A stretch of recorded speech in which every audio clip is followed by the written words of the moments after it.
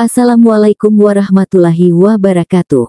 Selamat datang di channel As by Story. Jangan lupa like, komen dan subscribe serta aktifkan lonceng notifikasi agar tidak ketinggalan cerita menarik lainnya. Sekarang mari kita mulai ceritanya. Mami benar-benar bikin perhitungan. Wanita itu meletakkan secarik kertas berisi ancaman di pintu utama rumah Jeffy. Intinya Jeffy diharuskan melaporkan ke maminya dalam 2 kali 24 jam untuk mempertanggungjawabkan hilangnya dia kemarin. Jika tak dia lakukan maka itu artinya dia rela untuk membiarkan perusahaannya diobrak-abrik perencanaan keuangannya. Jeffy meremas kertas itu lalu menghempaskannya ke lantai dan menginjaknya tanpa ampun dengan emosi yang tinggi. Gita yang baru turun dari mobil dengan menggandeng banyak barang di tangannya melihat majikannya itu kebingungan. Ada apa dengan pria ini? Perasaan tadi moodnya di mobil baik-baik saja, bahkan sempat bernyanyi-nyanyi saking girangnya. Om, jangan marah-marah kenapa sih om? Entar cepat tua loh, buruan pintunya dibuka, Gita mau masuk berat nih bawaannya. Jeffy mendelik ke arah Gita tajam. Sudut matanya benar-benar sudah melebar tanda dia dalam kemarahan yang besar. Dia lemparkan seperangkat kunci itu ke muka pembantunya dan langsung menabrak pipi Gita sebelah kiri. Lumayan sih rasanya karena rentengannya itu banyak dan terbuat dari besi. Tak minta maaf atau apapun, Jeffy langsung pergi dan memacu mobilnya cepat-cepat dan membuat Gita semakin kebingungan karenanya. Ya sudahlah. Anggap saja om-om itu lagi kerasukan setan dan apa yang terjadi sore ini tak usah dibawa perasaan. Sepertinya Jeffy tak akan pulang malam ini. Gita padahal sudah bersiap membelikannya nasi goreng Bang Rojak di dekat portal. Tapi sampai jam 9 malam Jeffy tak juga datang. Tak tahu entah di mana om-om itu sekarang. Tak bisa dihubungi karena sejak Sabtu siang sampai saat ini dia masih membuat telepon selularnya dalam kondisi padam.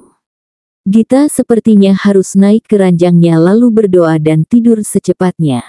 Seharusnya jam kerjanya sudah berakhir dari jam 9 malam. Lagian sudah tak ada yang ditunggunya lagi sejak nomor Fares dia blok dari kontaknya. Biarkan lelap melebur lelahnya karena beraktivitas seharian. Tuan muda itu benar-benar tak pulang sampai siang dan tentunya tanpa satupun kabarnya yang diterima Gita. Pembantunya itu sekarang hanya di rumah saja dengan melakukannya kewajibannya sebagai pembantu rumah tangga. Ngepel lantai sudah, cuci piring kelar, ngelap kaca beres, memastikan tak ada barang-barang yang tak sesuai tempatnya juga selesai. Dan memasak pun sudah dia lakukan meski hanya untuk dirinya sendiri yang rasanya juga tak pernah baik hari demi hari. Gita itu sering sekali bereksperimen dengan makanan tapi sayang sekali tak mempunyai dasar yang kuat untuk mencampurkan bahan masakan. Jadinya ya makanan itu berakhir di perutnya dengan efek yang tak jarang mulas-mulas, mual-mual, beserta muntah-muntah. Tapi itulah hebatnya Basa Gita Dewani. Selalu menghargai hasil karyanya sendiri, meskipun sampah yang dihasilkan dari kerja tangannya yang terlalu asal-asalan. Dan begitu juga dengan sifatnya sehari-hari, masih bisa memaafkan meski orang tersebut banyak kesalahan sekalipun. Seperti sekarang, dia kembali mengingat Fares yang sebenarnya sudah melecehkannya di Sabtu kemarin. Kesepian sekarang terasa lebih menyusahkan. Dia hubungi telepon selular Amri, tetapi adiknya itu masih berada di jam sekolah. Dan HP yang dipegang Amri itu adalah satu-satunya media penghubungnya dengan keluarganya di kampung halaman. Ngerumpi dengan pembantu tetangga sepertinya bisa dilakukannya di jam setelah makan siang ini. Biasanya para majikan membebaskan asisten rumah tangganya di saat-saat ini. Teras rumah Bu Romlah lah markas besar mereka. Mbak Atik pemegang kendali agar Rumpi berjalan semestinya, dan tentunya ada Bang Rojak juga sebagai ahli pernasi gorengan yang rada melambai untuk senantiasa mengompori jika gibah-gibahan sudah mulai dingin. Semuanya di sana dijamin bakal tertawa lepas, tapi asalkan rajin datang bergunjing, kalau tidak hadir sudah pasti diomongin. Gita kunci pintu rumah, pintu pagar, lalu bergabung sama mereka yang sudah membentuk formasi satu demi satu. Beberapa sudah mulai duduk-duduk di situ, bahkan ada yang saling bantu-membantu mencari kutu, memijat bahu, walaupun ada yang sok-sokan produktif dengan merajut baju. Sebelum Mbak Atik datang, pergibahan belum bisa dimulai, paling hanya gibah kecil-kecil aja seperti ngomongin pemerintah dan artis atau bisa juga berbasa-basi menanyakan kabar di antara satu sama lain. Git, sibuk amat beberapa hari ini nggak ngumpul bareng kita, udah mulai sombong ya. Sri yang seumuran dengan Gita langsung menyapa saat gadis itu baru bergabung dengan mereka yang sudah datang dari tadi. Gita dudukkan badannya di dekat temannya itu segera. Gita persiapan kuliah Sri, hehe, makanya beberapa hari ini nggak kesini dulu, soalnya Gita belajar. Para pembantu lain mulai menjadikan Gita sebagai objek perhatiannya. Mereka sudah siap dengan kalimat interogasi selanjutnya. Wih, dulu aku pernah tuh ngelamar kerja di tempatnya Jeffy walaupun cuman lewat basa-basi saat papasan sama dia di warung, mayan bisa godain, tapi tetap aja dia nggak buka lowongan pembantu. Betah amat dia tinggal sendiri di rumah segede itu. Paling cuman seminggu sekali ada tukang bersih-bersih kebunnya atau isi rumahnya itu. Heran juga deh aku sama dia, kayak antisosial gitu kayaknya, tapi sama kamu dia mau ya Git. Kata Mbak Anik memberikan kesaksiannya. Yang sering ke sana cuman cewek cantik ya Mbak, gonta-ganti lagi, kayaknya kita-kita ini tak termasuk perhitungan dia kecuali Gita. Gita kan aduhai, sambar Mbak Tuti saat itu juga.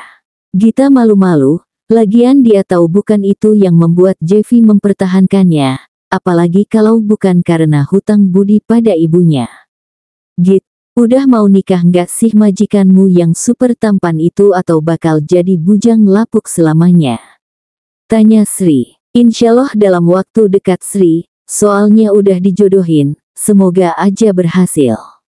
Para pembantu memasang wajah kecewa. Benar-benar seperti mendengar berita duka sepertinya.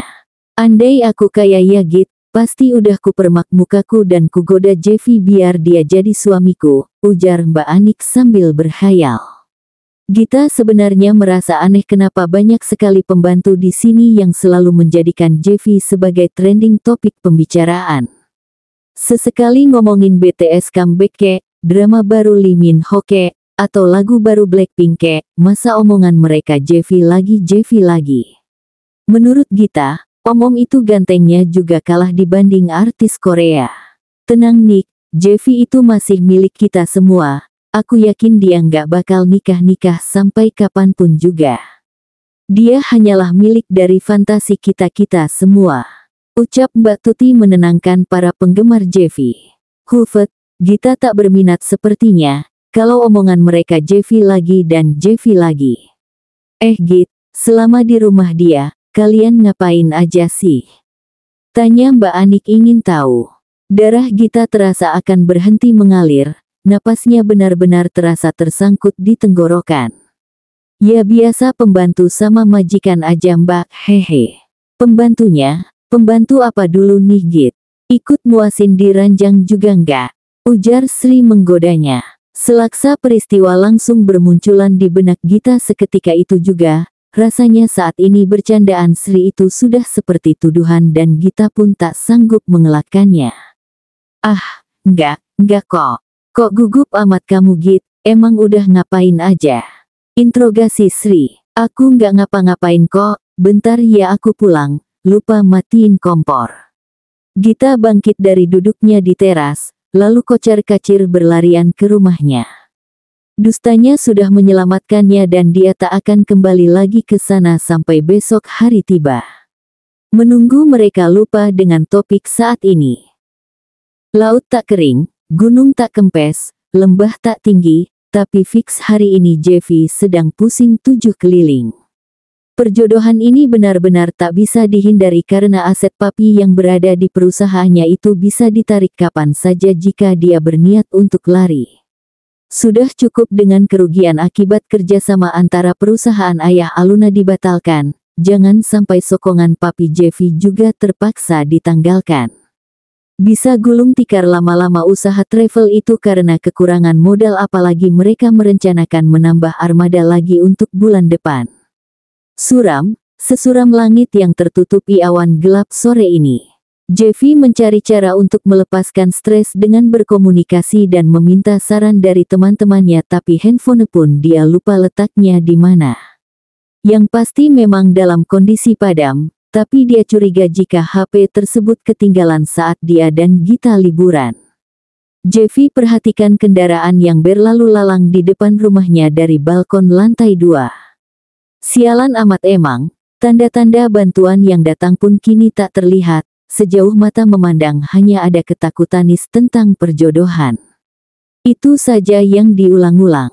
Jeffy, mandi dulu ya, entar lagi calon istrimu datang. Pakaianmu sudah disediain Biminah di kamar. Jeffy menoleh sedikit ke arah sumber suara.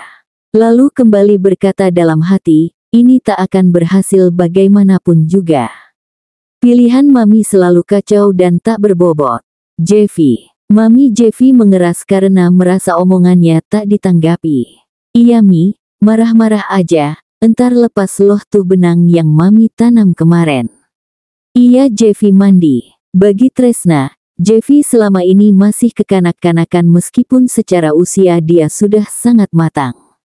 Memang kalau di luar rumah dia sangat disegani karena merupakan pemimpin dari perusahaan, sedangkan kalau di rumah dia adalah anak semata wayang yang manja dan selama ini harus dipenuhi apa saja kemauannya dari yang aneh sampai masuk logika.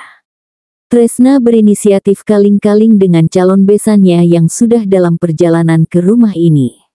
Dia perhatikan sekitarnya untuk memastikan semuanya rapi dan bersih dari lantai sampai lampu gantung yang terletak di langit-langit rumah.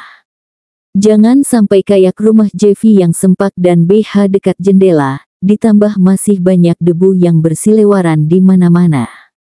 Perlu digarisbawahi, pembantu di sini telaten dan berdedikasi, beda dengan pembantu di rumah Jeffy yang masih kurang pengalaman di sana-sini. Herannya masih mau anaknya mempertahankan pembantu seperti Gita itu di rumahnya karena hutang budi pada Mbak Sumi. Sempurna, semuanya sudah siap, rombongan calon besannya sebentar lagi datang, dan anaknya pun sekarang kelihatan tak akan menyerang. Hati Tresna terkembang, menurut pikirannya perjodohan ini kesuksesannya bakal besar, karena calon menantu yang dia sodorkan harusnya sesuai dengan kemauan anak semata wayangnya tersebut. Tresna dan Nugraha sudah berada di ruang tamu, menunggu Jeffy turun setelah berganti baju. Sesaat setelah Jeffy turun dari tangga, Nabila sekeluarga juga menunjukkan batang hidungnya. Mereka bertiga turun dari mobil mewah BMW keluaran terbaru. Jeffy yang melihat mereka bergantian menyalami keluarganya langsung terpikat dan terpesona. Dari keluarga yang taat beragama rupanya, benar-benar calon besan yang diidam-idamkan dari lama. Akhirnya mereka semua duduk di sofa. Pandangan laki-laki buaya itu sudah melekat pada sosok Nabila nan anggun dan tak banyak bicara. Setiap mata Jeffy berserobok dengan dia, wanita itu langsung menekur, tak menatap Jeffy kembali. Dia lulus seleksi tahap pertama, sebagai wanita idaman yang selalu menjaga pandangan. Nak Jeffy, jadi maksud kami ke sini untuk menjodohkan Nabila dengan Nak Jeffy. Mungkin Nak Jeffy sudah tahu dari orang tua Nak Jeffy. Suara bariton calon mertua Jeffy tersebut seperti alunan surga, begitu tenang tetapi tetap tegas diterima telinga. Kondisi Nabila dengan 2 tahap ujian sudah dinyatakan lulus. Keluarganya sepertinya berdedikasi sekali dan tentunya tak seperti keluarga calon mertuanya yang sebelumnya yang maminya sodorkan. Suka angker perangainya, belum apa-apa sudah bikin gaduh karena terlalu heboh merongrong anaknya untuk dijodohkan dengan Jeffy. Bahkan berencana bakalan ngadain pesta 7 hari 7 malam jika Jeffy bersedia dinikahkan dengan anak perempuannya yang tingkahnya juga macam simpanse betina di musim kawin. Kami tak bisa memaksa, semua keputusan ada di Nak Jeffy sama Nabila. Kami hanya berdoa proses ta'arufan kalian berjalan dengan lancar. Jeffy sudah mengangguk-angguk, Nabila tetap menunduk. Memang ini tipe wanita yang disukai Jeffy. Solehah tingkah lakunya dan semoga saja di dalam gamis yang dipakainya itu ada lekuk tubuh seperti Basagita Dewani yang indah dan menghipnotis. Kami senang sekali Pak, kemarin Jeffy ada pekerjaan mendadak ke luar kota. Maaf jadi nunggu di Sabtu itu, sekarang dia sengaja cuti biar dapat ketemu Nabila. Untung saja kini Jeffy tersenyum manis dan terlihat sedikit merasa menyesal karena ketidakhadirannya Sabtu kemarin. Biasanya kalau maminya sudah mengarang bebas seperti ini, Jeffy akan melipat keningnya, lalu kehilangan respek untuk meladeni pembicaraan selanjutnya. Iya Pak, Bu, maafin saya karena kesibukan jadinya tak bisa hadir Sabtu kemarin. Mereka sepertinya menerima dengan hati terbuka meski sebenarnya mereka tahu persis Jeffy minggat untuk menghadiri perjodohan ini. Tapi emang dasar keluarga pemaaf jadi mereka tak terlalu mempermasalahkan apapun dari sosok menantunya tersebut. Ibu dan mami kamu ini sudah berkenalan lama nak, kami dulu sebangku saat SMA, tetapi karena ibu dan sekeluarga lama di Kalimantan jadinya kita jarang bertemu. Dan waktu ketemu lagi saat di bandara persis setelah mami kamu nganterin papimu ke Singapura untuk berobat bulanan. Papi Jeffy manggut-manggut setelah mendengarkan kronologis yang diterangkan oleh calon besannya tentang bagaimana mereka ini bisa berjumpa. Menarik sekali sepertinya sampai mami Jeffy tak kuasa mengulang memori ketika mereka masih SMA dulu. Dulu ingat nggak sih sis, kita pernah janji buat jodohin anak kita nanti. Ternyata sekarang jadi kenyataan. Kalau ini seriusan sudah basi karena keluarga siapapun yang dibawa mami ke sini untuk dijodohkan dengan Jeffy itu saja yang diulang-ulang perkataannya. Jeffy curiga maminya ini adalah sales eksekutif anaknya, bahkan itu terjadi sebelum Jeffy lahir di dunia. Gimana Jeff, kamu jalanin dulu aja ya masa perkenalan ini. Insya Allah Nabila sudah siap semuanya. Sudah tinggal menjalani aja. Iya kan Bill? Papi Jeffy ikutan bicara. Kata siap semuanya itu adalah angin segar untuk pria 38 tahun itu. Minimal di pikirannya kini, Nabila tak akan menyuruhnya menunggu untuk dibawa ke jenjang pernikahan.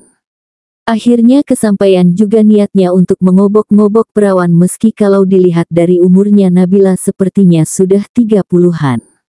Tapi tak apa-apa yang penting perawan yang selalu menjaga pandangan dan memelihara auratnya hanya demi suaminya seorang di masa depan. Iya insyaallah Pak, kalau dari Nabila insyaallah sudah bersedia dan ikhlas menjalaninya. Suaranya seperti dentingan harpa yang dimainkan malaikat dari surga, beda sekali dengan suara pembantunya di rumah yang cempreng dan suka berteriak layaknya siamang di hutan belantara. Jeffy semakin terpesona, terpedaya, dan bersyukur dengan suratan takdir terbaik dari Yang Maha Kuasa. Rasanya tak sia-sia dia menunggu wanita yang tepat selama 38 tahun demi mendapatkan calon bidadari surga yang ada di hadapannya ini. Nak Jeffy, anak kami satu-satunya ini janda beranak dua, kedua anaknya perempuan, kami minta kesediaan dan kelapangan hati Nak Jeffy menerimanya. Dia sudah bercerai dengan suaminya 2 tahun yang lalu, suaminya sekarang sudah menikah lagi dengan wanita lainnya. Kaki Jeffy menjadi lemas seketika, ternyata hipotesisnya mengenai Nabila seorang perawan dapat dijungkirbalikkan saat itu juga. Ah, pernah diobok-obok rupanya dan pernah punya orok juga. Alamak, ini yang namanya untung tak dapat diraih dan bala tak dapat ditolakkan. Jeffy pulang terlalu larut, rumah sudah gelap, dan sepertinya pembantunya itu sudah terlelap dari tadi. Jam 1 dini hari, dia memutuskan balik ke rumah dibanding harus berseteru dengan maminya lagi tentang rencana perjodohannya yang harus dilanjut. Jeffy butuh ketenangan dibanding harus terprovokasi dengan pandangan seseorang untuk menentukan keputusannya. Dia coba memikirkan untung rugi menikahi janda itu semalaman ini. Dia harus memprediksi nasibnya nanti saat langsung mempunyai 2 tanggungan lain sebelum dia punya darah dagingnya sendiri. Jeffy hempaskan dirinya ke sofa, lalu dia berusaha memijat kepalanya sendiri yang kembali pening. Ada saja masalah yang menderanya akhir-akhir ini. Bahkan untuk suatu kesempurnaan yang datang selalu disertai dengan kecacatan yang tak pernah dia pikirkan sebelumnya. Jeffy berjalan dengan tujuan ke arah kulkas di dapur karena kerongkongannya mulai kering dan serak.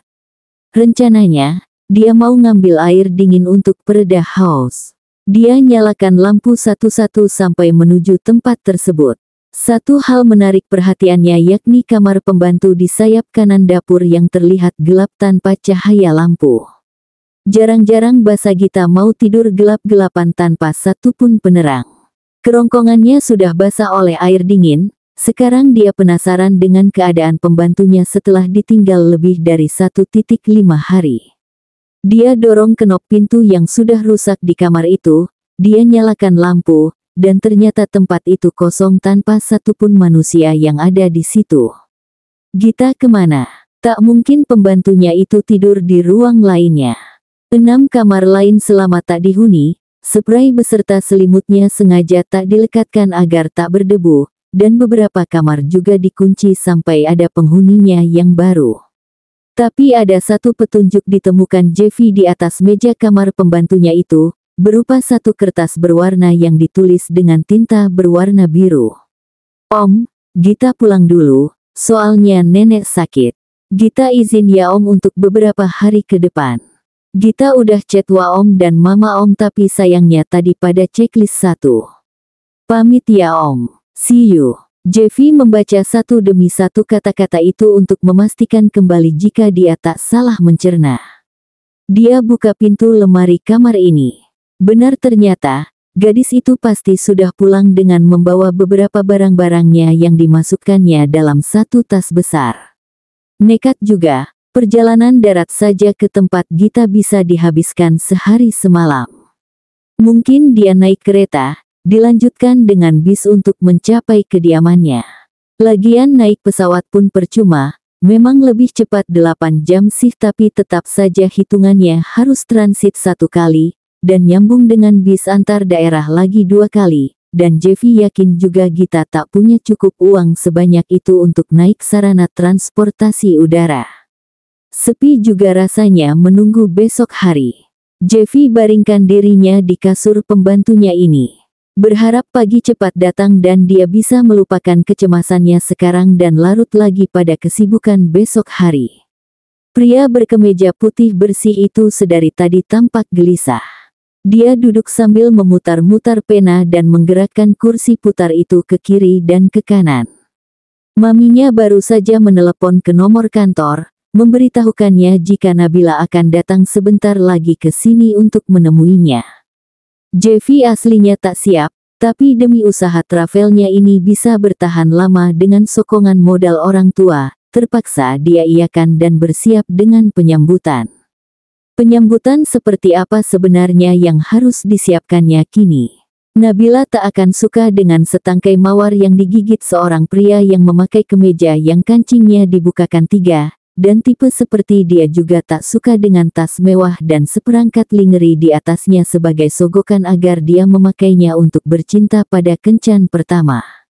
Nabila itu dari penampilannya tidak menunjukkan cewek sembarangan yang mudah terperdaya dengan barang mahal dan bukan juga orang yang haus akan rayuan karena sejatinya dia sudah kaya raya dan selalu menjaga auratnya. Jeffy bingung sendiri, tapi pintu sudah diketuk 3 kali. Tok tok tok, iya masuk, sahut Jeffy. Baru saja Jeffy bergulat dengan pemikirannya. Sekarang uhti-uhti solehah dengan setelan biru toska itu sudah di hadapannya. Dia juga menyertakan satu anaknya yang memakai setelan yang sama persis dari ujung kaki sampai ujung kepala. Mereka berdua itu dari segi penampilan sudah kayak anggota dari grup pengajian subuh-subuh yang mengisi acara dakwah di TV. Mas, kenalin ini anak aku namanya Rara, nama aslinya Humaira Cantika. Umurnya masih 7 tahun 7 bulan. Ayo Ra kenalin diri ke Om Jeffy. Rara menatap laki-laki itu dengan tatapan membenci. Seperti om-om gagah ini adalah ulat bulu baginya yang mesti disingkirkan dari hadapannya sekarang juga. Hai Ra, nama aku Om Jeffy, panggil Om Jeff aja ya. Jeffy bangkit dari kursi untuk melihat anak perempuan lucu berpipi gembul itu secara lebih dekat. Dia tundukkan badannya sejajar dengan tubuh Rara ketika mereka saling berhadap-hadapan. Plak, suara itu tak keras, malah hampir tak terdengar. Sakit pun tidak, tapi tetap saja Jeffy syok dengan anak dari calon istrinya itu. Tampilan anak itu kelihatan rohani sekali, tapi kelakuannya itu roh halus. Barbarnya juga tak kira-kira dalam menyingkapi orang yang tak dia sukai, bukan buang muka lagi, tapi sudah menamparkan meski tenaganya masih lemah adanya. Rara nggak mau punya abi kayak dia. Sumpah, anak ini belum apa-apa sudah menabuh genderang perang. Apa dipikirnya Jeffy mau kali punya anak macam titisan dajal kayak dia. Tak ada sopan-sopannya sama orang tua. Ra, nggak boleh gitu sama Om Jeff. Rara sini deh ke Umi. Biar Umi bilangin sesuatu. Anak itu lalu dipeluk oleh uminya tapi tak membuat Jeffy bisa berdamai begitu saja dengan apa yang sudah terjadi. Apalagi setelah didudukkan di sofa agar dia dapat menenangkan diri, dia masih bisa berkata-kata bermaksud untuk menghina Jeffy bertubi-tubi. Masih gantengan abi, ngapain sih Umi habis-habisin waktu sama dia? Lihat aja mukanya jahat gitu. Jeffy menggeleng tanda tak suka. Muka laki-laki itu benar-benar sudah berubah ekspresi seperti dalam hatinya telah terpantri jika bocah kecil ini akan menjadi musuh abadinya selamanya. Jika bukan anak Nabila saja, kayaknya ini anak sudah Jeffy gantungkan ke dinding dengan posisi kaki di atas dan kepala di bawah. Biar kapok tuh mulut agar tak asal bicara. Umi kenapa sih? Ucapan Rara segera terpotong karena Nabila sudah mendekap mulutnya dengan telapak tangannya yang hangat. Mas, maaf ya. Anakku yang satu ini memang suka sekali bikin ulah. Mungkin karena sampai sekarang tak bisa menerima jika aku dan suamiku pisah. Jeffy mengangkat bahunya dan menaikkan bibirnya sedikit. Dari dulu Jeffy memang tak suka dengan anak-anak apalagi tingkahnya macam Rara yang tak ada sopan-sopannya. Untung saja selama ini, dia tak pernah kebablasan dalam berhubungan badan, selalu punya pencegah kehamilan untuk dia pakai sebelum mantap-mantapan. Kalau nggak kebayang berapa banyak kehamilan yang telah dia ciptakan pada banyak wanita berbeda yang pernah tidur bersama di ranjangnya itu. Anak hasil zina entah bagaimana pula kelakuannya, anak hasil bergumul secara sah saja cetakannya macam gini nakalnya.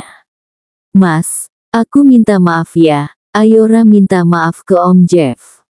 Rara membuang muka lalu melipat tangannya di bawah dada. Songong sekali gayanya. Dia masih tak terima dihadapkan pada pria yang direncanakan sebagai pengganti abinya tersebut. Benar-benar tak ada manis-manisnya anak ini, wajahnya doang yang seperti peri kecil tapi tetap saja kelakuannya mengganggu macam kutil. Nggak mau Umi, Rara ingin pulang. Nggak ada yang boleh menggantikan abi di dunia ini. Gadis kecil itu sudah melepaskan diri dari uminya tersebut. Lalu dia segera berlarian dan menarik pintu ruangan Jeffy agar bisa keluar dari tempat ini. Sekarang tak tahu dia kemana. Yang pasti uminya itu segera mengejarnya dan Jeffy hanya membiarkan dua anak beranak itu sibuk dengan urusan mereka berdua. Ya Tuhan, kesialan macam apa pula ini yang sedang kau berikan, rutuk Jeffy dalam hati. Bersambung.